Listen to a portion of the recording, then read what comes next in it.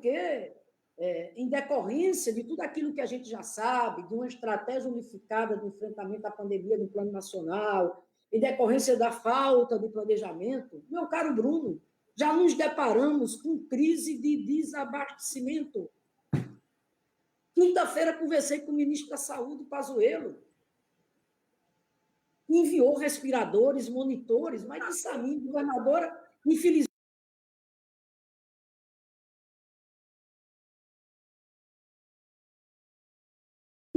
não posso atender a demanda de bombas de infusão. E não é porque ele não queira, é que não tem, ô Willam. Outra coisa, a convocação de profissionais da saúde. Vocês viram essa semana, publiquei um novo edital convocando mais profissionais da saúde. E estamos tendo dificuldade. Por quê? Porque está um processo de exaustão. Esse pessoal não tirou férias. A pandemia é muito mais grave. É um estresse violento. E assim, gente, eu fico me perguntando, né? Como é que a gente não tem compaixão por isso? Eu sou servidora, eu sou professora, mas como eu não me colocar no lugar dos servidores da saúde nesse exato momento, da técnica de enfermagem, do médico, da médica, do maqueiro, de quem está lá, desde os serviços gerais, como eu não me colocar no lugar deles e levar em consideração que exatamente pela função que eles exercem, pela missão que eles têm a cumprir, eles estão ali na linha de frente, arriscando a própria vida.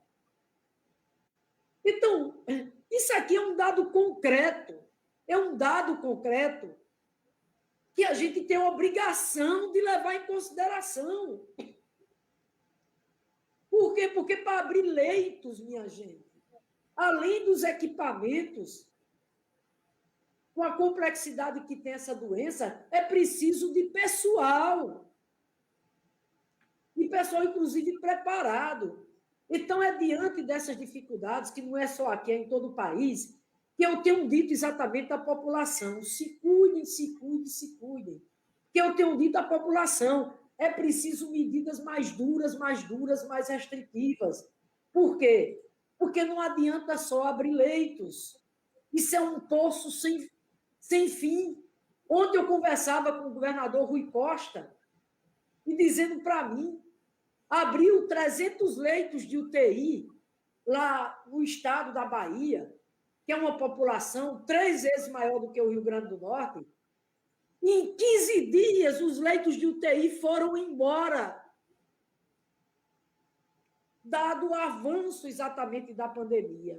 Então, é nesse sentido que a gente tem colocado a necessidade dessas medidas mais restritivas, porque senão nós vamos viver os dias mais caóticos, nós vamos viver o período mais agudo da história da pandemia no Brasil.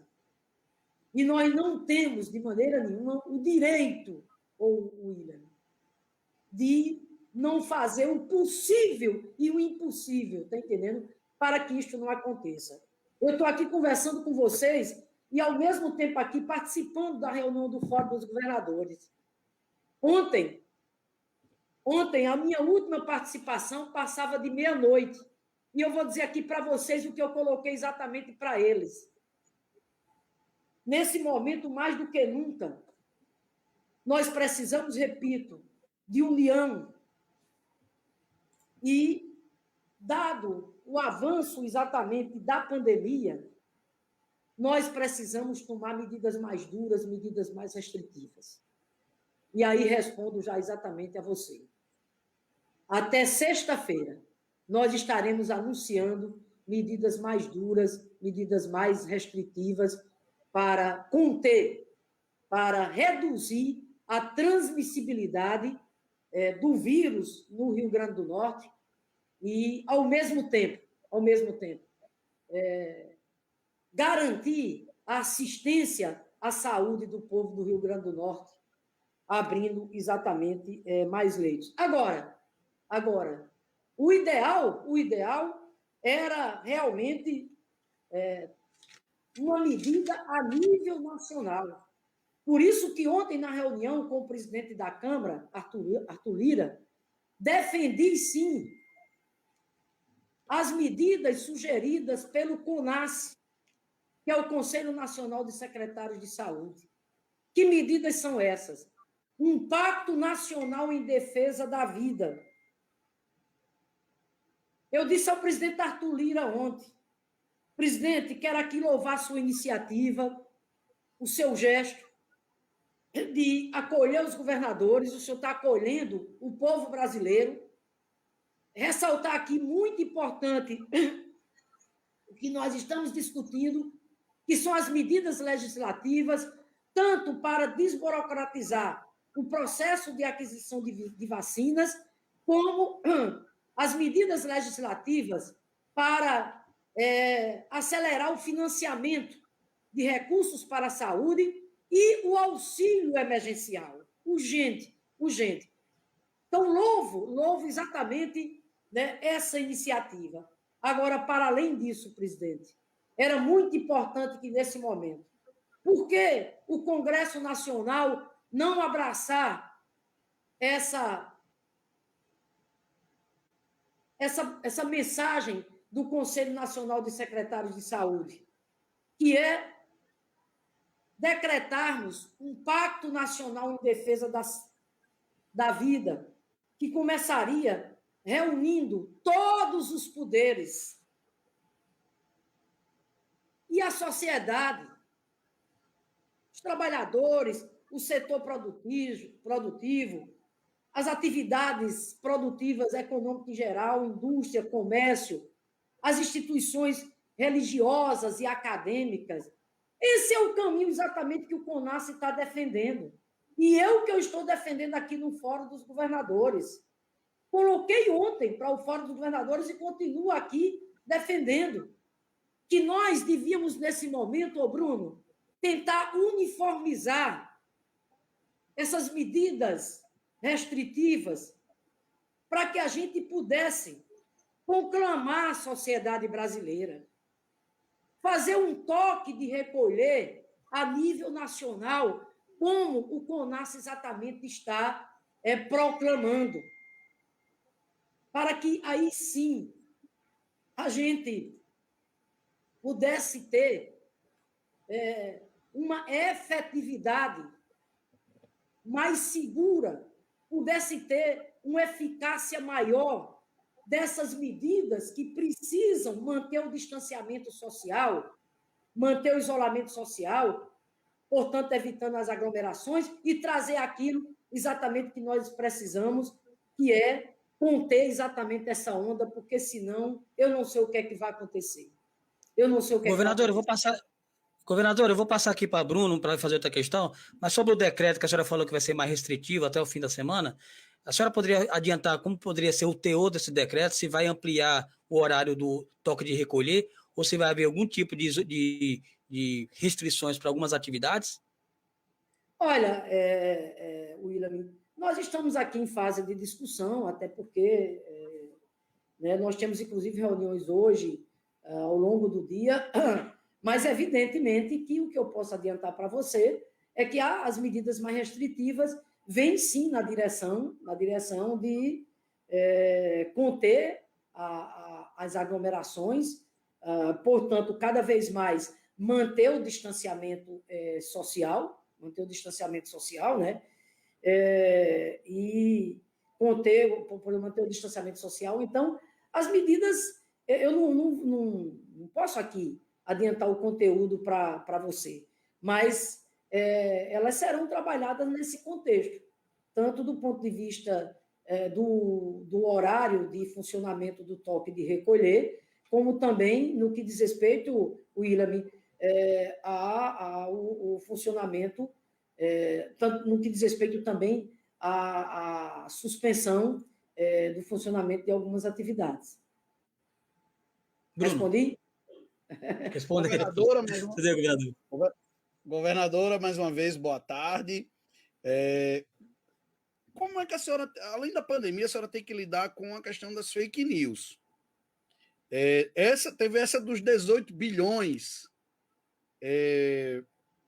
no, na segunda-feira, mas tem a história das vacinas que desapareceram, que o Ministério Público teve que investigar e arquivou, né? Também foi arquivado na segunda-feira. Como é que a senhora lida? Vamos puxar para essa dos 18 bilhões. Como é que a senhora tem que lidar com esse tipo de problema no meio de uma crise como essa? Como é que a senhora lida com essa situação? Olha, Bruno, eu vou dizer uma coisa, né? Eu cada vez mais tenho exercitado, né, a capacidade de ter racionalidade, né? Amparada na fé que eu tenho muito, né? Mas a fé que eu traduzo em luta, né? Em capacidade de agir, de reagir, porque é difícil, né? É difícil a gente, assim, imaginar o que está acontecendo exatamente no país. Meu Deus. A que ponto, né?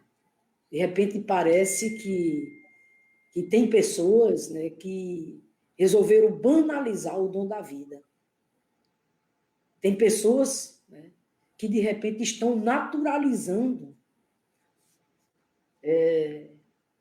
a quantidade, né, de óbitos de entes queridos que nós estamos perdendo todo dia, partindo gente querida. E cada vez mais chegando pertinho da gente, da família da gente, do círculo de amigos da gente.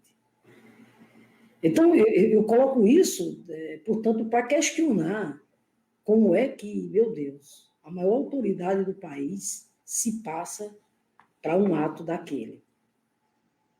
Usar as suas redes oficiais para plantar mentiras, para plantar inverdades. Com o intuito exatamente o quê? De criar discórdia.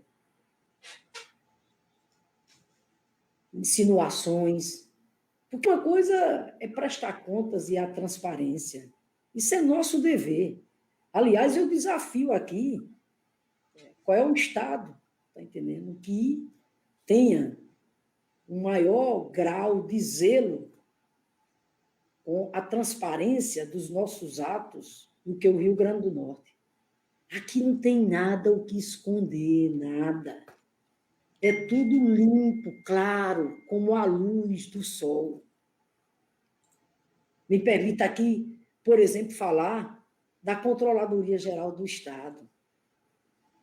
O doutor Pedro Lopes, professor da nossa universidade, auditor fiscal. A controladoria praticamente não existia, porque ela não tinha estrutura de funcionamento.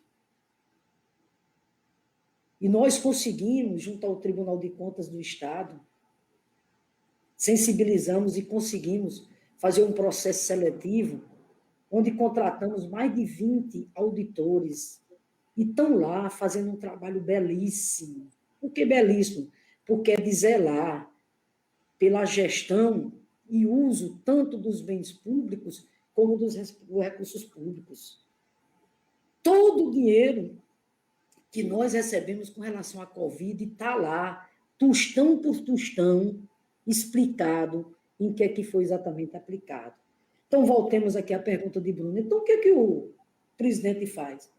De repente, aquele sensacionalismo, dizendo que o Rio Grande do Norte recebeu 18 bilhões. Ora, Bruno, o orçamento do Estado não chega nem a 12 bilhões, não é isso, Bruno? Isso. 12.800 para 2020. Pois é. Né? Não arrecadou nem perto disso. Exatamente. Arrecadou 11 bilhões no quebrado, chegou perto. Exatamente, né?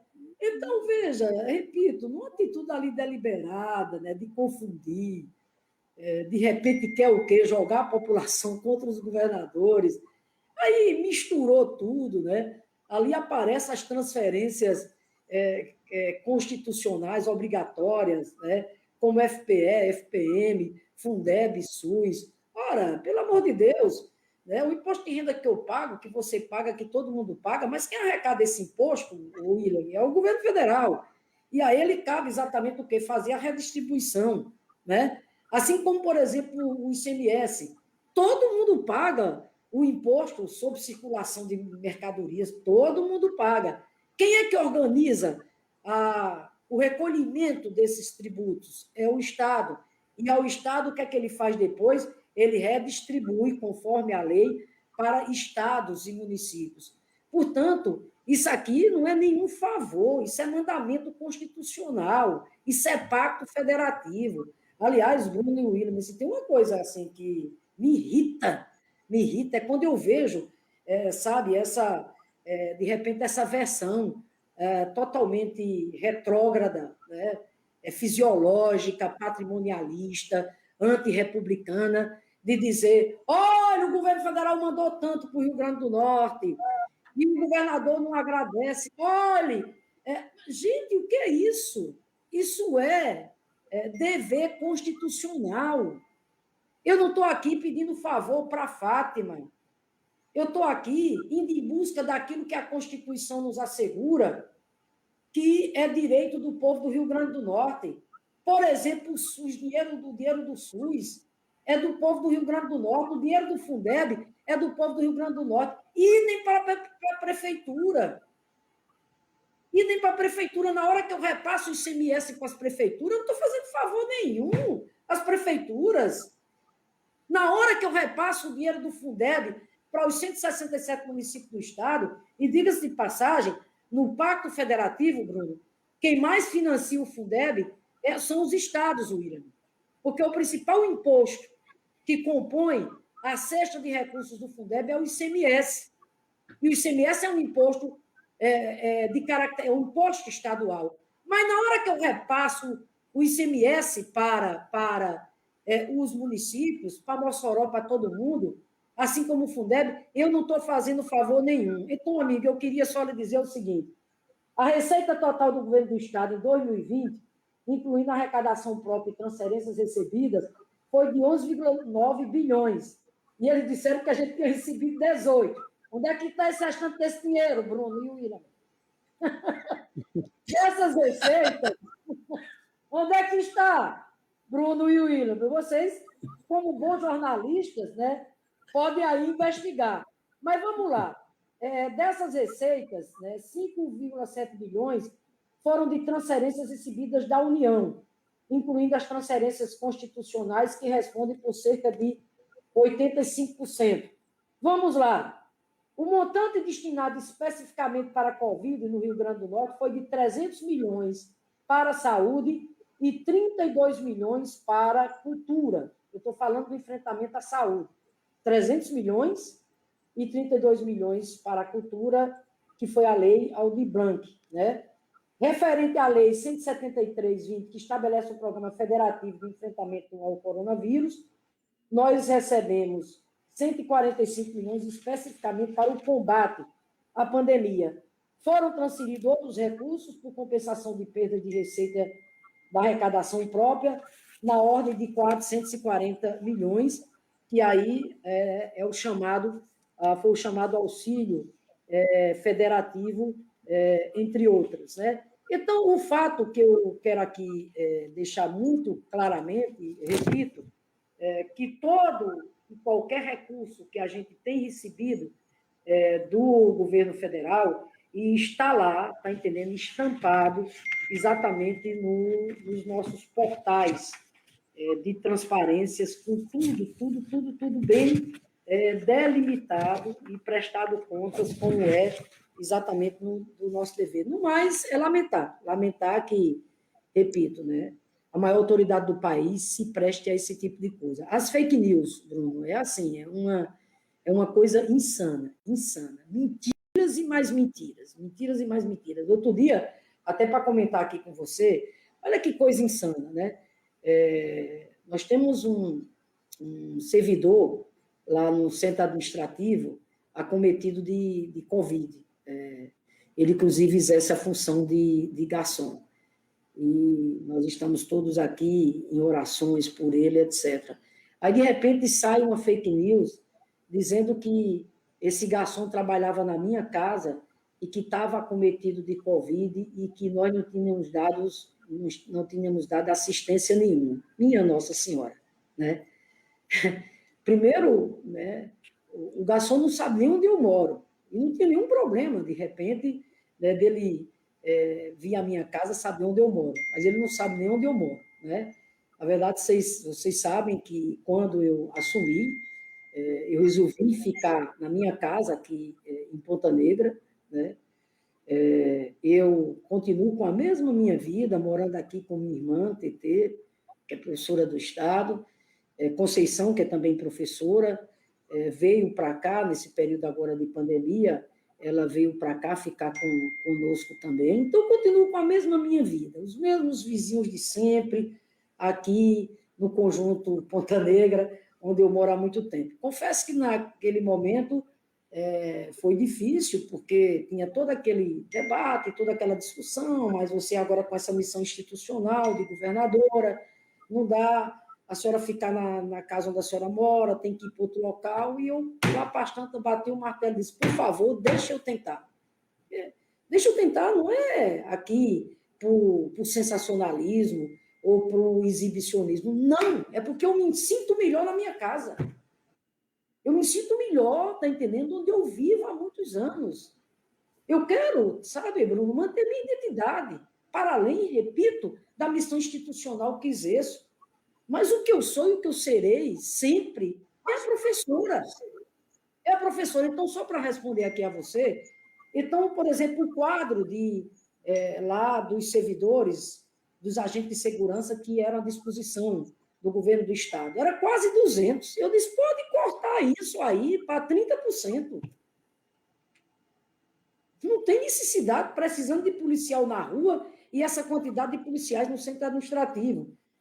Tem todo um protocolo, porque ali os policiais que estão à disposição também é para cuidar do centro administrativo, lá, enfim, de todo o patrimônio ali, a guarda, mas mesmo assim nós conseguimos reduzir a quantidade de policiais que estava à disposição do gabinete civil, que, repito, não é só o governador ou o vice-governador, mas é todo o entorno do gabinete civil. Conseguiram reduzir ainda em quase 50%, me parece, ou 40%. Né?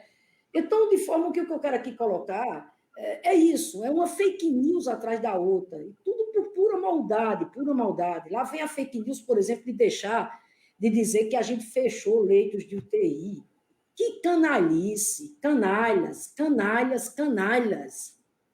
Eles sabem perfeitamente que nós não fechamos leitos de UTI nenhum. Aliás, quero aqui dizer que em 30 anos de história do SUS no Rio Grande do Norte, nós abrimos mais leitos de UTI do que qualquer outra gestão. Foram mais de 600, o que equivale aos 6 hospitais de campanha. Nós não fechamos leitos de UTI. O que aconteceu, Bruno e o William, foi que, com o arrefecimento da pandemia, com o acompanhamento do próprio Ministério Público, nós fizemos a reversão de leitos para acudir às patologias em geral, né, Bruno? Porque o povo continua adoecendo, William. Então, olha a canalice. Aí vim dizer que nós fechamos leitos, pelo contrário, acertamos, inclusive, na estratégia. Porque, ao invés de hospitais de campanha, nós investimos no SUS. Está aí os 20 leitos do Hospital Tarcísio Maia que vieram para ficar. Esse patrimônio que a gente tem para cuidar da saúde do povo de Mossoró e de toda a região oeste. Os leitos que nós abrimos, que estavam judicializados, inclusive desde gestões anteriores, nós abrimos e eles vieram para ficar como um legado para a população do Rio Grande do Norte, porque é nosso dever. Você vê agora, nesse momento do crescimento da pandemia, se não fosse o investimento que nós fizemos em várias regiões do estado, a começar aí pela região oeste, o colapso tinha sido maior. O Irã, só a região oeste e o Siridó acolheram, durante esses últimos 15 dias, mais de 35 pacientes, Bruno Barreto. Por quê? Porque nós investimos lá no Seridó e estamos investindo, inclusive, qualificando a assistência à saúde, com aquisição de tomógrafo, William. Vão lá ver como é que o hospital Cleodon, lá em Pau dos Ferros, como é que está o hospital Telecila, exatamente lá no Seridó, o hospital regional em Caicó, em Currais Novos. Então, assim, são esse tipo de feitos. É uma canalice, está entendendo? Que beira, está entendendo? A criminalidade. Porque sabem que é mentira. Sabem que é mentira. E não tem um mínimo, assim, de um senso de responsabilidade para não ficar difundindo esse tipo de coisa, porque só vai causar mais desconforto ainda. Agora, sabe, Bruno, certamente alguns têm pesquisa e sabem que o povo do Rio Grande do Norte apoia o governo que eles têm, do ponto de vista da probidade, da honestidade, está entendendo? De ter tido a sabedoria de formar uma das melhores equipes de governo e do esforço imenso que está fazendo nesses tempos de pandemia, né, para acudir a nossa população. Governadora, tem gente aí na nossa audiência querendo fazer um questionamento, eu estou juntando tudo numa pergunta só, que é a Ana Luísa, que ela levantou essa pergunta com relação às vacinas, né? O governo do RN vai trabalhar com outros estados numa espécie de consórcio para a compra de vacina, já que o STF agora autoriza os estados a fazer essas compras de forma independente.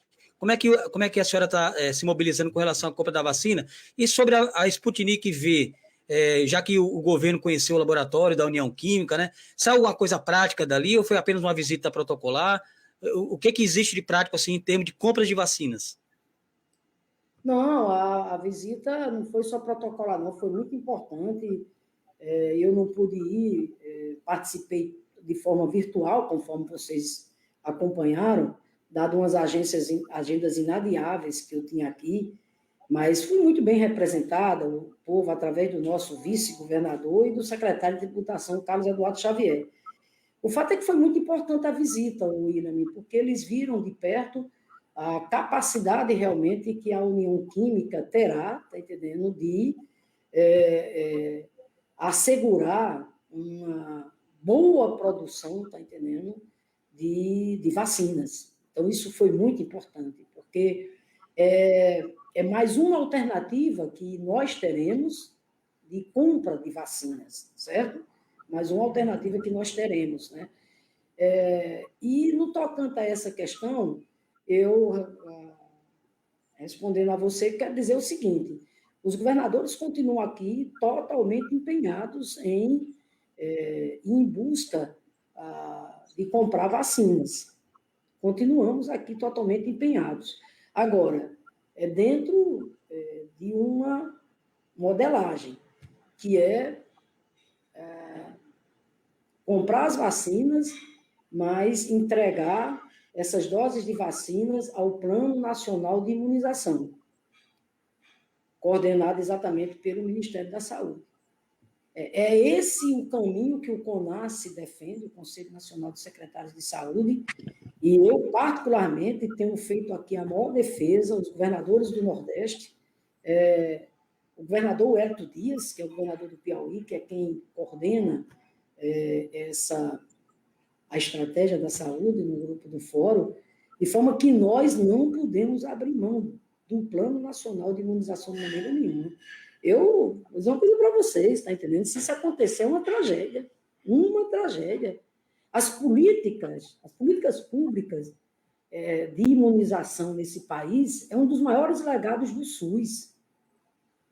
E elas, ao longo da história, né, têm se revelado eficazes. É só ver, né, o combate desde a questão da tuberculose, as outras doenças.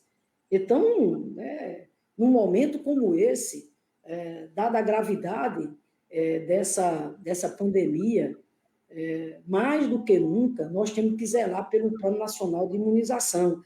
Às vezes as pessoas não entendem, né, não entendem dizem que... Mas como? Vocês vão comprar e vão entregar o Plano Nacional de Imunização?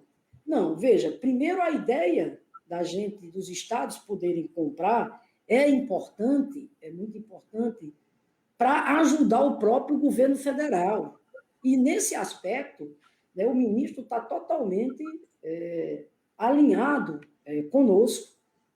É exatamente também o que ele defende. Ele disse claramente, ainda quinta-feira ele colocou claramente para mim. Ontem, novamente, por exemplo, na visita à União Química, quem estava lá era o senhor Ayrton Cascavel, que é o assessor especial do ministro, é o chefe de gabinete do ministro, né? É o assessor especial, é com ele com quem nós conversamos diariamente. E ontem lá ele foi muito claro, quando reafirmou que o Ministério da Saúde, Bruno, ressarcirá toda a compra que for feita por Estado ou município de vacinas, desde que o Estado e o município entreguem ao Plano Nacional de Imunização. Agora mesmo eu estou conversando aqui com vocês e está aqui, né, um debate aqui, porque o governador Dória anunciou que está em tratativas com a Sputnik para aquisição de 20 milhões de doses. E já está uma discussão aqui entre nós, se isso prosperar, que não seja só para São Paulo, seja exatamente dividida com o conjunto de todos os estados. Lembro que os nossos protocolos de compra de vacina com o Butantan continua, viu, Bruno? Lembra que lá atrás a gente fez um protocolo? Continua. Nós também estamos em tratativas com a União Química, através, inclusive, dos governadores do Nordeste. Essas tratativas estão bem avançadas, é bom que diga isso aqui a vocês, estão bem avançadas as tratativas via o Fórum dos Governadores do Nordeste para a aquisição dessas vacinas. Então, assim, amiga, aquilo que eu tenho dito desde sempre, moverei montanhas para em busca de mais doses, né, de vacinas, porque, evidentemente, que esse quadro da pandemia se agravou também, de um lado, o relaxamento por parte, né, da população, né, inclusive com os incentivos que tem, mas, ao mesmo tempo, a lentidão da vacina, lentidão da vacina. Olha, essa semana, né, foi segunda-feira, né, de repente, vendo o noticiário, aí está lá, o Chile, aqui, vizinho da gente, né, já vacinou cerca de 20% da população. E, por exemplo, o Chile anunciou essa semana, William, o retorno das atividades presenciais na educação. Sabe por quê? Porque lá todos os professores, todos os profissionais da educação, da merendeira, do porteiro, até o professor que está na sala de aula, foram vacinados. Aqui, toda essa luta. E aqui, sem falsa modéstia, o Brasil tem acompanhado a bandeira que eu levantei desde o início. Ainda ontem, eu cobrei ao deputado Arthur Lira. Eu disse a ele, eu disse, deputado, o senhor está lembrado que quando o senhor era candidato a presidente da Câmara, estava procurando aqui a carta para mostrar a vocês. Quando o senhor era presidente da Câmara, está aqui, pronto, achei. Eu entreguei a você, deputado Arthur Lira, aqui, uma cópia de uma carta que eu tinha enviado ao presidente da República, datada do dia 7 de janeiro, onde fazia aqui um apelo para que os profissionais da educação fossem inseridos nos grupos prioritários da vacinação de combate à Covid-19. Aí eu disse a ele, quando eu entreguei a carta, o senhor era candidato, agora eu estou cobrando do presidente da Câmara, né? Quinta-feira passada, também, mais uma vez, pautei isso junto ao ministro da Saúde. E quinta-feira, realmente, ele já adiantava. Foi a boa notícia que nós tivemos, que os profissionais da saúde iam ser inseridos.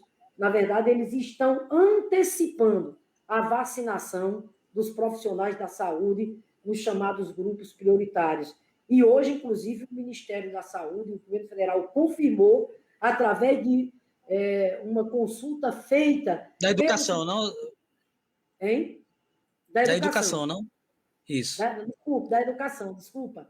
Hoje ele confirmou, através de uma consulta do Tribunal de Contas, da União. Então, essa é uma importante notícia, porque, evidentemente, que nós estamos há um ano aí sem as aulas presenciais, e a gente sabe dos efeitos dramáticos que isso tem para aprofundar cada vez mais as desigualdades sociais, dado exatamente as carências que os nossos estudantes, principalmente na rede pública, têm. Então, essa que é uma notícia muito, muito boa. Agora, lembrando, sempre aquilo que eu digo, claro que os profissionais de segurança, nós estamos de olho, eles estão nos grupos prioritários, viu, gente? Os profissionais da segurança estão num grupo prioritário. As pessoas com deficiência também estão num grupo prioritário. Os trabalhadores da área de transporte. Então, concluindo a questão da vacina, veja, como a vacina está muito lenta, o processo foi muito lento, porque eu estava me lembrando, o Bruno e o William, aquele momento de janeiro. Nós começamos janeiro com a esperança tão forte, né, no nosso peito, no nosso coração, ou seja, as primeiras doses de vacinas sendo aplicadas em todo o país, e evidentemente que quanto mais imunização houver, né, maior é o processo exatamente, né, da população se proteger. Mas o que foi que aconteceu? Infelizmente, a velocidade da vacinação não se deu, né, na proporção desejável e necessária. E aí, não por culpa de estados e municípios. Nós temos feito o nosso dever de casa. A CESAP, a Secretaria de Saúde, junto com a Secretaria de Segurança Pública, estão dando um show de competência, de dedicação. Nós montamos uma logística aqui, desde a rede de frios, as câmaras, as seringas, que até hoje chegou vacina no Rio Grande do Norte, em 24 horas, elas já estão sendo distribuídas para Mossoró, para toda a região oeste e para todo o estado. Aliás, deixa eu dar até um número aqui para vocês de Mossoró. Por exemplo, Mossoró recebeu 17.355 doses, administrou até agora 14.141. Isso eu não estou incluindo as doses que estamos entregando hoje à tarde, certo? Então, o pessoal lá em Mossoró está num esforço grande, a Secretaria de Saúde lá, sob a liderança lá de Morgana, né, nas salas de vacinação da UBS, estão vacinando idosos na faixa etária de 85 anos a mais nesse momento. Então, mas é muito pouco. Nós chegamos agora o quê? A 3% da população vacinável no país. Então, meus amigos, temos que acelerar. Essa é uma pauta central, porque enquanto a gente não tiver um processo de imunização da nossa população, nós não vamos ter segurança para voltarmos à normalidade das nossas atividades sociais, religiosas, e nem a segurança necessária para manter, né, o funcionamento das nossas atividades econômicas. Então, que o povo do Rio Grande do Norte fique tranquilo no que diz respeito no que depender da governadora, tudo nós estamos fazendo, tudo faremos para ir em busca de mais vacinas, para ampliar, garantir ao povo do Rio Grande do Norte o direito exatamente à vacina. Muito bem, passar para Bruno, então a gente pode encerrar a entrevista se Bruno tiver outro questionamento.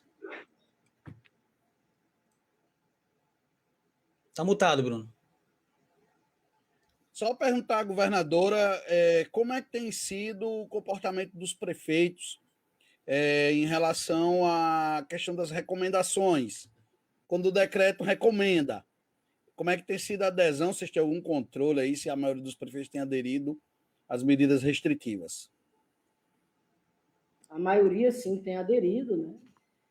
Infelizmente, assim, aqui no que diz respeito à capital, vocês têm acompanhado, em que pese, né, desde há 15 dias do último decreto, eu estive com o prefeito de Natal, dizendo para ele da importância da realização da reunião que a gente ia fazer às 14 horas, dele participar, mas ele não veio, né?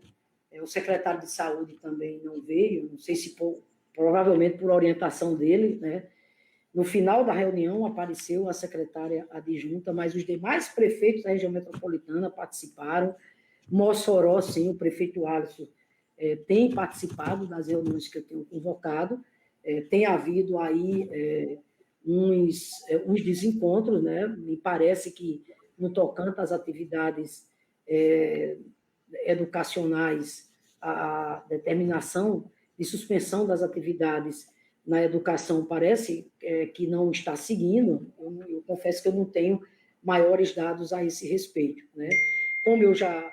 Então, a maioria dos prefeitos, esmagador, inclusive o presidente da FEMUNE, os presidentes das associações, né, tem participado. Na última sexta-feira, eu, com a responsabilidade que eu tenho, quando tive que baixar um novo decreto para tomar medidas mais duras, fiz todo esse diálogo, como eu já mencionei aqui a vocês, né, toda essa concertação que precisa ser feita, né, e, mais uma vez, liguei para o prefeito de Natal, 3 vezes ele não atendeu, o vice-governador ligou também, ele não atendeu. E liguei exatamente que era para partilhar com ele o desafio, considerando, inclusive, o colapso em Natal e na Grande Natal.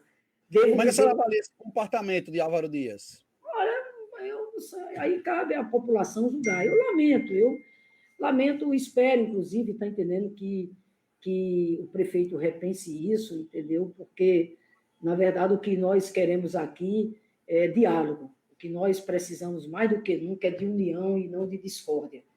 O que nós precisamos mais do que nunca é do espírito colaborativo e de solidariedade. Então, não contem comigo, porque eu não vou, de maneira nenhuma, alimentar, incentivar ou compactuar com qualquer acirramento de conflito disso ou daquilo. Eu estou totalmente mergulhada em cumprir com a missão que Deus e o povo do Rio Grande do Norte me confiou nesse momento tão dramático, que é o foco no enfrentamento à pandemia.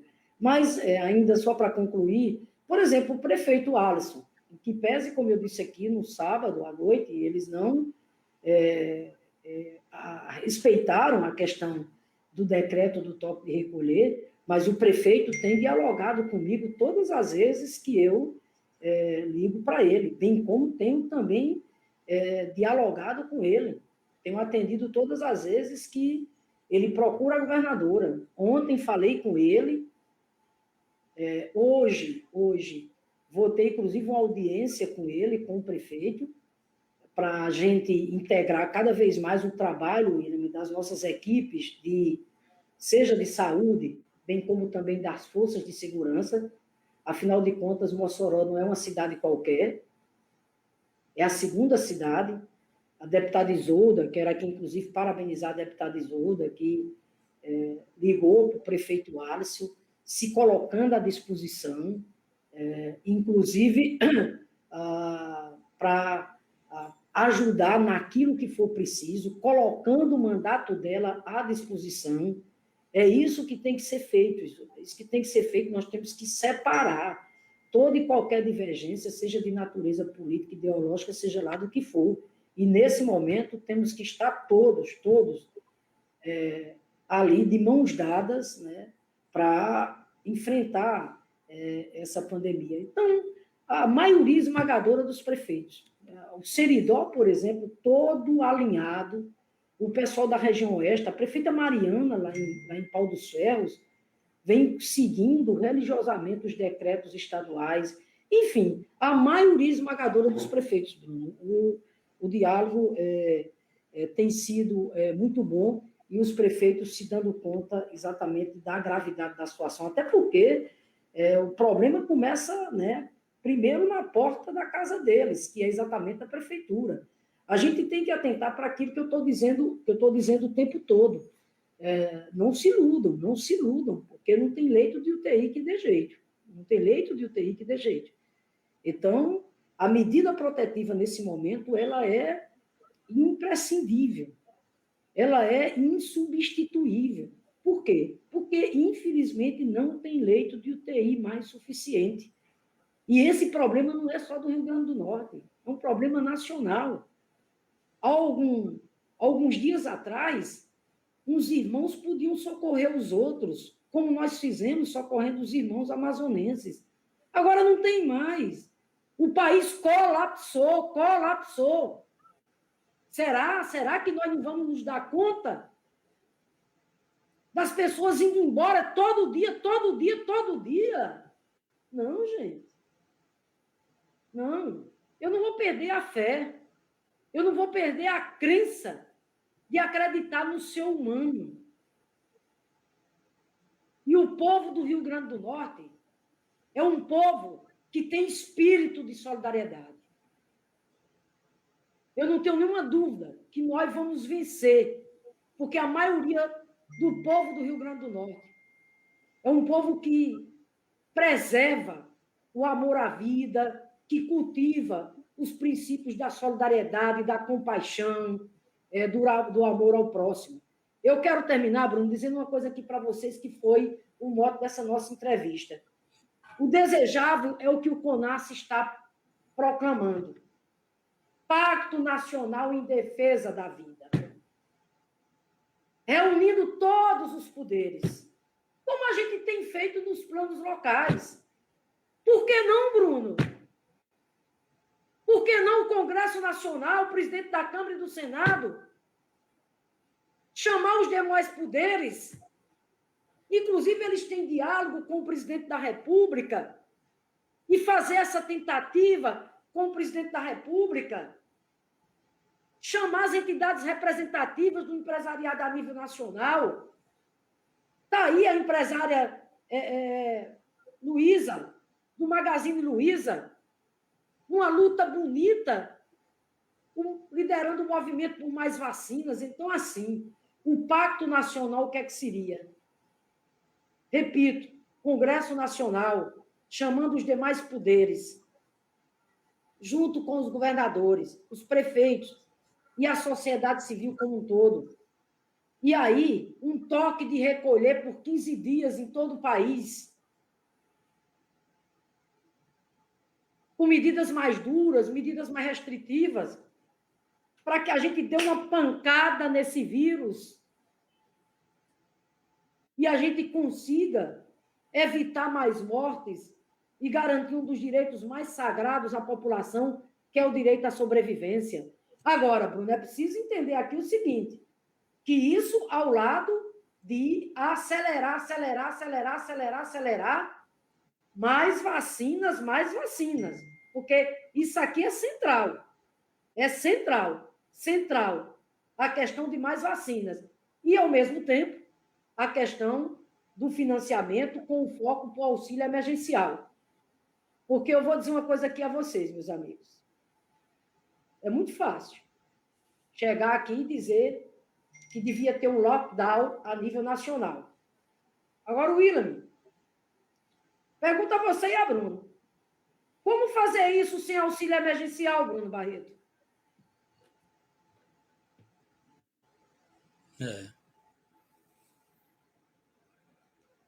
Como fazer isso? O William estava falando isso mais cedo, antes da senhora entrar.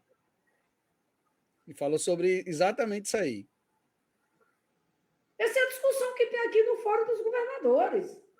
A maioria aqui do Fórum dos Governadores não tem nenhuma dúvida que é necessário medidas mais restritivas, medidas mais duras. E tanto é que estamos tomando e vamos tomar. Eu já anunciei para vocês aqui em primeira mão que até sexta-feira nós anunciaremos medidas mais restritivas, mais duras, para conter o avanço da pandemia, considerando o quadro de colapso e que o Rio Grande do Norte vive, a exemplo dos demais estados do país. São esses os dados que me levam exatamente a adotar medidas mais restritivas. Isso é uma coisa. Agora, outra coisa é chegar e dizer lockdown sem auxílio emergencial, Bruno Barreto? Então... Não dá, né? Não tem como. Temos que pôr o pé no chão, né? Exatamente. Lockdown sem auxílio emergencial, sabe? Não tem como segurar isso de maneira nenhuma. Bom... É verdade. Governadora, eu queria agradecer, governadora, a entrevista, esse momento aqui importante para esclarecer, como sempre, a senhora sempre solícita e também esclarecendo as dúvidas, tanto da gente aqui, do Foro de Moscou, quanto da nossa audiência qualificada, que sempre participa e enviaram muitas perguntas, governadora, mas realmente o tempo não é suficiente, mas a gente queria agradecer muito a gentileza da sua participação aqui no Foro de Moscou e dizer que estamos sempre abertos para qualquer apoio nesse sentido, junto ao governo do Estado, para a gente lutar contra esse vírus e essa pandemia. Obrigada a você e a Bruno, um abraço a todos aí que participaram, né, da entrevista, e deixar a mensagem aqui, né, de conclamar a todos, né? O momento é de muita gravidade, mas a mensagem que eu deixo é de esperança. Esperança, confiança, união. Esse é o caminho que nós temos trilhado e que nós vamos trilhar sempre, sempre, sempre, sempre, né? Nós vamos, cada vez mais, trabalhar para garantir à população do Rio Grande do Norte o direito de cuidar da sua saúde e o direito exatamente à sobrevivência. E faremos isso num clima de união e não de discórdia. Faremos isso num clima do diálogo e não de confronto, né? Esse é um momento que não cabe aqui nenhuma diferença, divergência partidária, de time de futebol, religiosa, ideológica, seja que tipo de diferença a gente tenha, nesse momento, elas não podem jamais se sobrepor àquilo que é o mais sagrado, que é a defesa da vida do povo do Rio Grande do Norte. Então, fica aqui nossa mensagem de esperança e de confiança que nós vamos atravessar mais essa quadra difícil da nossa história. E vacina e auxílio emergencial. Muito obrigado, deputado, governador. Muito obrigado pela entrevista.